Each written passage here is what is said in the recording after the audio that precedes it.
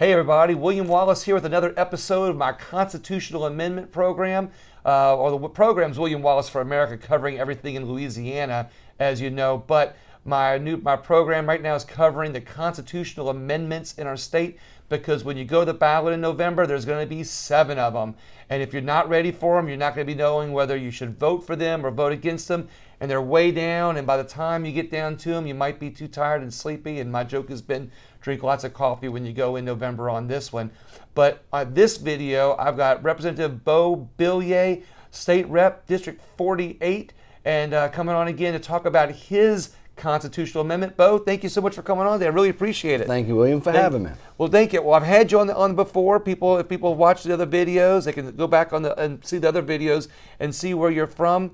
So what is the number of your constitutional amendment? Constitutional Amendment number 4. It's to set the expenditure limit for the state of Louisiana. Now, I talked with the Pelican Institute the other day about the same constitutional amendment, but you're actually the one who authored it. So I wanted to make sure I had you on to give a little bit more detail about it. When somebody goes into the voting booth, what are they going to see? Is there a title to Constitutional Amendment number 4, or is there a brief description that they'll see so they can recognize what we're talking about? Yeah, there's no specific title, but it basically says to establish the expenditure limit for the state of Louisiana. And it's number 4, so that's the main thing you need to remember. Vote yes for number 4. I like. He gets to the point real quick and real easy. Not shy about it. So how does it read right now? What's the Constitution have right now, and what are we trying to change about it? Yeah, so the state has an expenditure limit, which is the maximum amount it can spend per year from the state effort. The current formula is in the Constitution and basically is set at the budget can only grow by the 3-year average of personal income growth in Louisiana. It's an antiquated system because it doesn't take into account the total economy, and it has a compounding effect that doesn't work. But the thing you need to remember about this new constitutional amendment is we're taking the formula out of the Constitution so that we can legislatively adapt to it. So we're accomplishing a couple of things. We are making the Constitution simpler, number one. But number 2, when we reset this formula, we're making it a more predictable formula so that the state can predict from year to year, and we're making it more stable. So we don't have the ups and downs that you've seen in the budget planning over the years. And so if we want job growth, if we want the economy to recover, we have to have a predictable and stable state budget in Louisiana. So basically, from what I understand, is that when the state's doing better, then they'll spend a little bit more money, and when the state's not doing well, they're going to have to spend a little less money. Yeah, but currently, the way the current formula works is it compounds on itself. So actually, if the legislature hadn't adjusted the expenditure limit over the years, this year the state could have spent another $5 billion out of state general efforts if they had not adjusted the expenditure limit. So we want to change that system and become more responsible stewards for the state of Louisiana, and again make it more predictable and a more stable budget.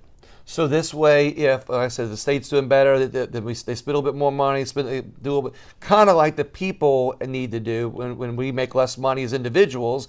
We're just asking the state to do the same thing. Yeah, but with one caveat, we're gonna limit the growth to 5% a year. So let's say we have just a really robust year where we could spend more. What happens in Louisiana is if you spend more this year, they're going to want you to spend more the following year. So we're going to cap it at 5%.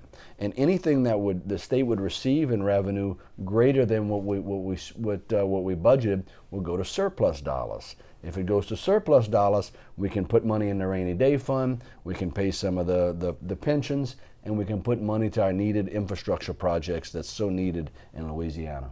So instead of just borrowing and spending, this is a way to kind of rein it in a constitutional kind of way that protects the future money in our state. So you're not in this bill, you're not kicking the can down the road. You're actually picking up the can and putting a lid on it and saying, we're going to protect this can. We're handling business for Louisiana. No ifs, ands, buts about it. We're going to smooth out the budget process, and it's going to be a great tool for years to come. So you wrote the bill. How did you get the idea to write this bill? So it's always a good story. I'm a walk-in freshman here. So I replaced Speaker Taylor Barra, and this is something that he worked on in previous years. And I talked to Gene Mills with the Family Forum. He had tried to do this 15 years ago, so they've been working on this effort for almost 2 decades now to try and get it through. So I got the idea from them. I put my own little stamp on it as well, but it wasn't an original idea.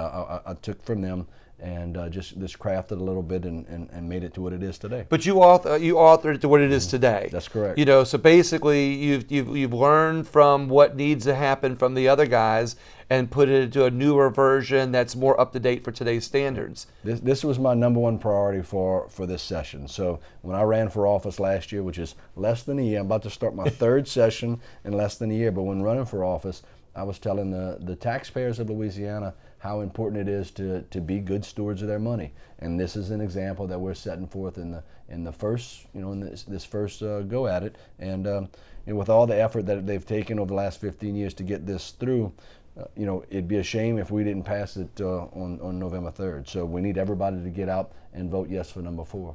So a vote for it is a vote for saving money and voting for fiscal responsibility. Absolutely. Awesome. All right, everybody, you got Constitutional Amendment number 4, a brief description with Beau Beaullieu, the author of it.